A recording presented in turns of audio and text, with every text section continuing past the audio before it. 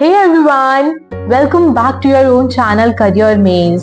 आज जो स्कॉलरशिप मैं आपको बताने जा रही हूँ वो आपकी पूरी की पूरी ट्यूशन फी खुद पे करेगी और सिर्फ 1 ईयर के लिए नहीं, आपके पूरे कोर्स ड्यूरेशन के लिए। लेट्स सपोज अगर आप कोई इंटीग्रेटेड कोर्स कर रहे हो 5 इयर्स का, तो उसकी भी पूरी ट्यूशन फी ये स्कॉलरशिप पे करेगी। इसके और भी बहुत बेनिफिट्स हैं जो मैं आपको आगे वीडियो में बताऊंगी, तो वीडियो को एंड तक जरूर देखना। And let's start the video.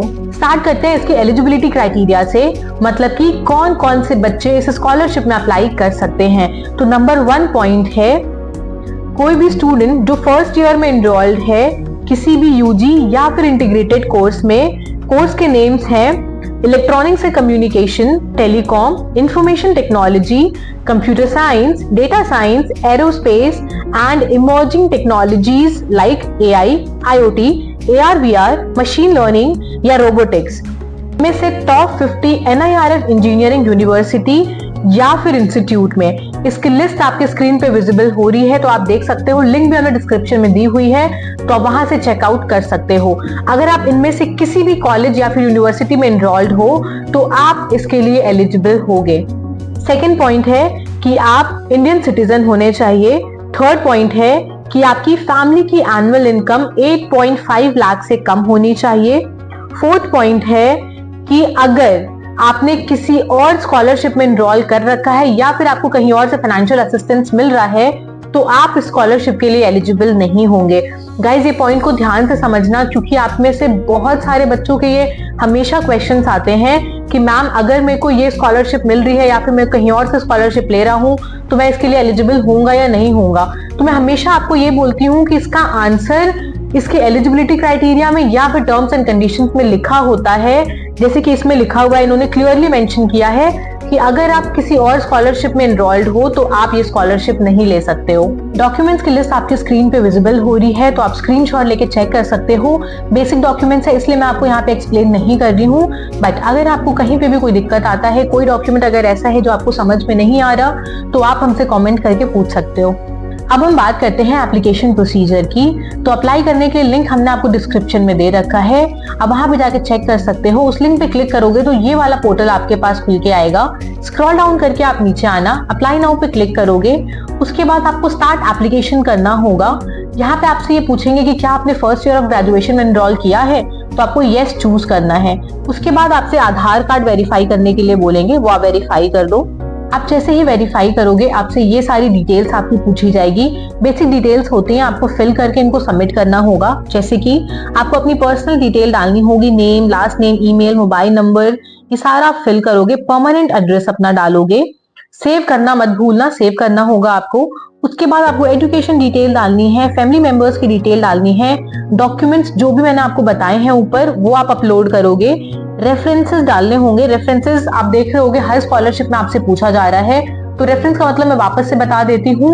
आपको किसी भी 2 पर्सन का रेफरेंस देना होगा जो आपको जानते होंगे।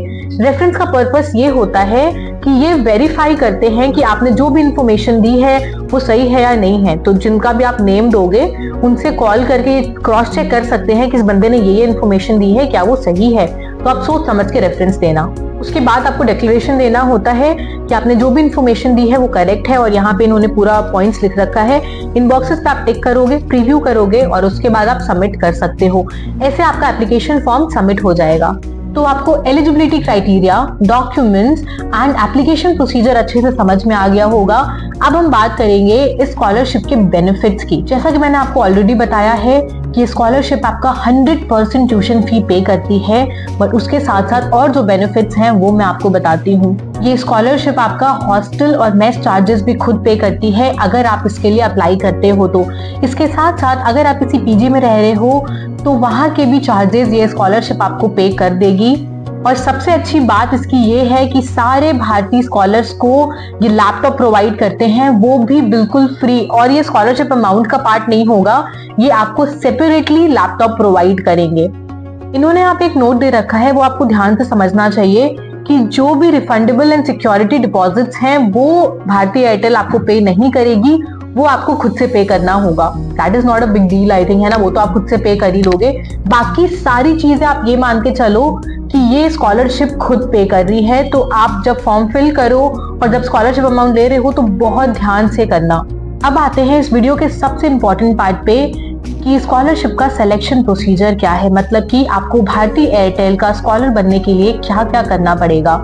नंबर 1 स्टेप है कि ये स्कॉलरशिप मेरिट कम नीड बेसिस है। मेरिट मतलब कि आपके जो भी एकेडमिक रिकॉर्ड्स होंगे उनको देखा जाएगा और आपको कितनी नीड है उसके बेसिस पे आपको स्कॉलरशिप प्रोवाइड की जाएगी। नंबर 2 है आपसे डॉक्यूमेंट में एक एसओपी फिल करवाया जाता है, मतलब कि आपको पर्पस डालना होगा कि आपको ये स्कॉलरशिप क्यों चाहिए। वो पर्पस बहुत ज्यादा इंपॉर्टेंट रोल प्ले करेगा आपके सेलेक्ट होने में, तो उसको प्लीज बहुत ध्यान से आप फिल करना और अच्छे से डिस्क्राइब करना कि आप क्यों ये स्कॉलरशिप लेना चाहते हो। थर्ड पॉइंट है, अगर आप इन दोनों स्टेप्स में सेलेक्ट हो जाते हो तो थर्ड पॉइंट आएगा आपका इंटरव्यू वीडियो कॉल भी हो सकता है या फिर टेलीफोनिक इंटरव्यू भी हो सकता है। तो आप उसके लिए प्रिपेयर रहना, लेकिन आपको डरने की बिल्कुल जरूरत नहीं होगी।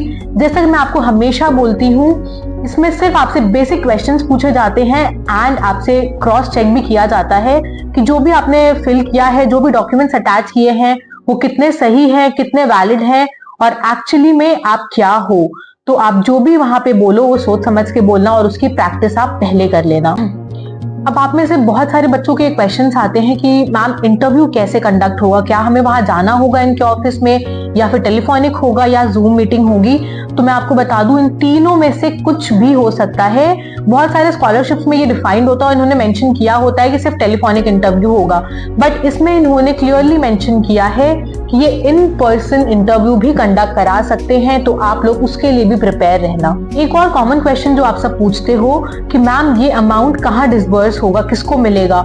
तो इनके जो ट्यूशन फी का अमाउंट है वो आपको नहीं दिया जाएगा, ये डायरेक्टली कॉलेज के अकाउंट में जाएगा। बट अगर आप कॉलेज के बाहर रह रहे हो या फिर आप किसी पीजी में रह रहे हो तो उसका अमाउंट ये आपको दे सकते हैं। जैसा कि मैंने वीडियो में मेंशन किया था कि ये स्कॉलरशिप आपको सब्सिक्वेंट ईयर्स में भी मिलेगी, 1 साल के लिए नहीं है ये स्कॉलरशिप। तो अब आप पूछोगे कि इसको रिन्यू कैसे किया जाता है, तो इसका भी एक प्रोसीजर है और कुछ क्राइटेरियाज मेंशन की हुई है, वो आपको फॉलो करने पड़ेंगे हर साल, तभी आपको ये स्कॉलरशिप रिन्यू हो सकती है। तो मैं आपको क्राइटेरिया बता देती हूँ, आप अच्छे से नोट कर लेना और उसको ध्यान में रखना। नंबर 1 क्राइटेरिया है कि आपका एकेडमिक परफॉर्मेंस अच्छा होना चाहिए, मतलब कि आपके कम से कम 60% मार्क्स होने चाहिए हर साल। नंबर 2 कि आपके कम से कम 75% अटेंडेंस होनी चाहिए। अगर आपकी अटेंडेंस कम होती है तो आपका रिन्यू नहीं हो पाएगी स्कॉलरशिप। थर्ड क्राइटेरिया है कि आपके इंस्टीट्यूशन से या फिर यूनिवर्सिटी से एक लेटर लिया जाएगा कि आपने कोई भी इनडिसिप्लिनरी एक्टिविटी नहीं की है, मतलब आपने through out the year discipline maintain करके रखा था यूनिवर्सिटी में। फोर्थ क्राइटेरिया है आपका जो इंस्टीट्यूट होगा वो रिकॉर्ड ऑफ परफॉर्मेंस, अटेंडेंस और ऐसी कुछ और चीजें शेयर करेगा कि हाँ आपने ये सारी चीजें मेंटेन करके रखी हुई थी, तभी जाके ये स्कॉलरशिप आपकी रिन्यू होगी। और इन्होंने क्लियरली मेंशन किया हुआ है कि अगर आपने इन क्राइटेरियाज को फुलफिल नहीं किया तो आपकी स्कॉलरशिप रिन्यू नहीं की जाएगी।